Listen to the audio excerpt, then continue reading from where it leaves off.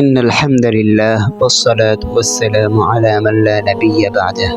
প্রিয় ভাই ও বোনেরা, আমরা সবাই জীবনে সফল হতে চাই, কিন্তু সত্যিকারের সফলতা কি? শুধু টাকা, পদমর্যাদা, নাকি এর চেয়েও বড় কিছু?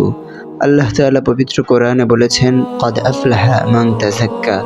নিশ্চয়ই সেই সফল যে নিজেকে পরিশুদ্ধ করেছে।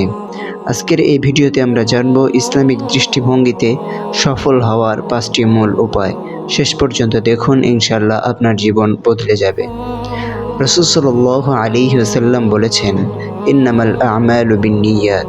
প্রতিটি কাজ নিয়তের উপর নির্ভরশীল। সফলতার প্রথম ধাপ শুরু হয় নিয়ত দিয়ে। আপনি কেন পড়াশোনা করছেন? শুধু চাকরির জন্য, নাকি পরিবার ও সমাজের কল্যাণের জন্য? আপনি কেন ব্যবসা করছেন? শুধু মুনাফার জন্য, নাকি হালাল রিজিক ও মানুষের সেবার জন্য?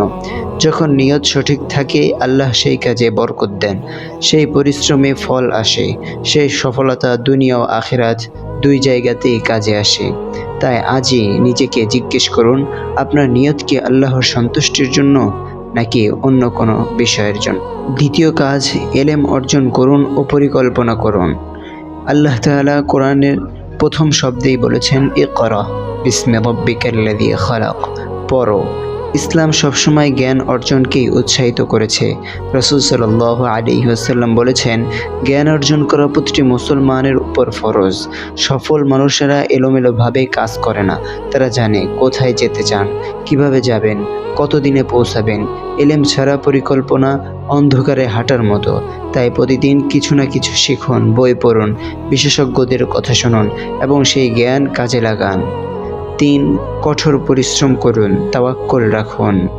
একবার এক সাহাবী রাসূল সাল্লাল্লাহু আলাইহি ওয়াসাল্লামকে জিজ্ঞাসা করলেন, আমি কি উট বেঁধে রাখবো, নাকি আল্লাহর উপর ভরসা করে ছেড়ে দিব? রাসূল সাল্লাল্লাহু আলাইহি ওয়াসাল্লাম বললেন, আগে বাঁধো, তারপর তাওয়াক্কুল করো। এই একটি হাদিসে সফলতার পুরো দর্শন আছে। আল্লাহর উপর ভরসা মানে বসে থাকা নয়, আল্লাহর উপর ভরসা মানে সর্বোচ্চ চেষ্টা করা, তারপর ফলাফল তার হাতে ছেড়ে দেওয়া। যে মাঠে চাষ না করে বৃষ্টির অপেক্ষা করে, সে কখনো ফসল পায় না। তাই ফজরের পর উঠে কাজ শুরু করুন। সময়কে সম্মান করুন, অলসতাকে শত্রু মনে করুন। পরিশ্রমী ইবাদত, যদি নিয়ত সহি থাকে।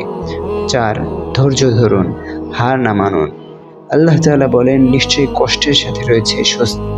জীবনে বাধা আসবে, পরীক্ষায় ফেল হবেন, ব্যবসায় লোকসান হবে, মানুষ হতাশ করবে, কিন্তু মনে রাখবেন, হযরত ইউসুফ আলাইহিস সালাম কূপে পড়েছিলেন, কারাগারে গিয়েছিলেন, তবু তিনি হাল ছাড়েননি। শেষে আল্লাহ তাকে মিশরের রাজা বানিয়েছেন।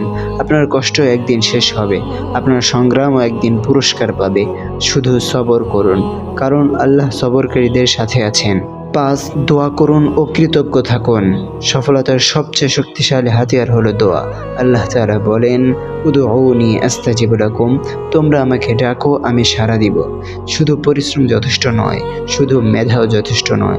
যে মানুষ আল্লাহর দরবারে হাত তোলে, তার জন্য সাফল্যের দরজা খুলে যায়।